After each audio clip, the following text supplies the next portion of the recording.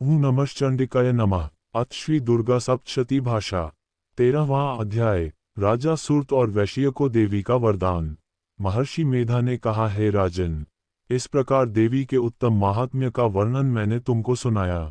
जगत को धारण करने वाली इस देवी का ही प्रभाव है, वही देवी ज्ञान को देने वाली है और भगवान विष्णु की इस माया के प्रभाव से तुम और यह वैश्य तथा अन्य विवेकी जन मोहित होते हैं और भविष्य में मोहित होगे।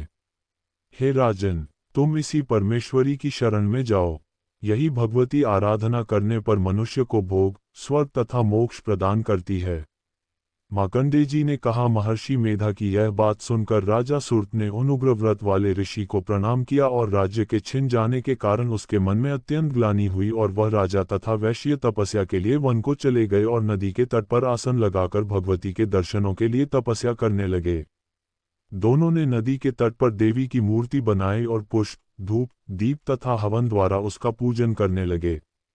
पहले उन्होंने आहार को कम कर दिया, फिर बिल्कुल निराहार रहकर भगवती में मन लगाकर एकाग्रतापूर्वक उसकी आराधना करने लगे।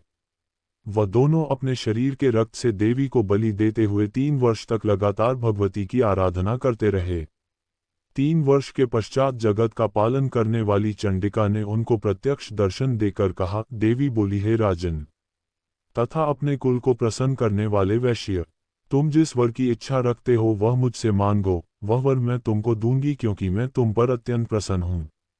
मार्कंडेय जी कहते हैं, ये सुन राजा ने अगले जन्म में नष्ट न होने वाला अखंड राज्य और इस जन्म में बलपूर्वक अपने शत्रुओं को नष्ट करने के पश्चात अपना पुनः राज्य प्राप्त करने के लिए भगवती से वरदान मांगा और वैश्य ने भी, जिसका चित्त संसार की ओर से विरक्त हो चुका था, भगवती से अपनी ममता तथा अहंकार रूप आसक्ति को नष्ट कर देने वाले ज्ञान को देने के लिए कहा।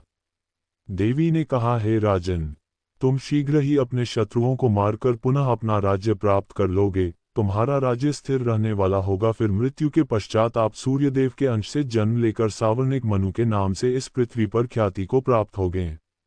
हे वैश्य कुल में श्रेष्ठ, आपने जो मुझसे वर मांगा है वह आपको देती हूँ। आपको मोक्ष को देने वाले ज्ञान की प्राप्ति होगी। मार्कंडेय जी कहते हैं, इस प्रकार उन दोनों को मनोवांछित वर प्रदान करता था उनसे अपनी स्तुति सुनकर भगवती अंतर्धान हो गई और इस प्रकार क्षत्रियों में श्रेष्ठ वह राजा सूर्त भगवान सूर्यदेव से जन्म लेकर इस पृथ्वी पर सावर्णिक मनु के नाम से विख्यात हुए।